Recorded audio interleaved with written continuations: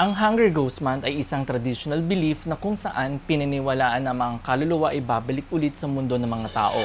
Mataas ang negative energy tuwing Ghost Month. Ngayong 2025, ito ay magsisimula sa August 23 at magtatapos sa September 21.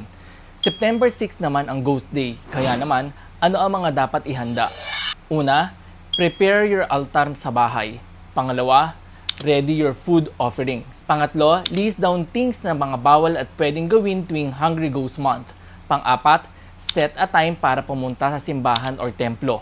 Pang-lima, ready your incense sticks or candles. Pang-anim, reconsider postponing major decisions ngayong Hungry Ghost Month. Pang-pito, ready your prayers. Dapat paghandaan natin ang Hungry Ghost Month lalo na this year as maaaring may malaki itong effect sa ating kalusugan. Sana ay may natutunan kayong bago mula sa amin. Master Michael here, simplifying feng shui for everyone.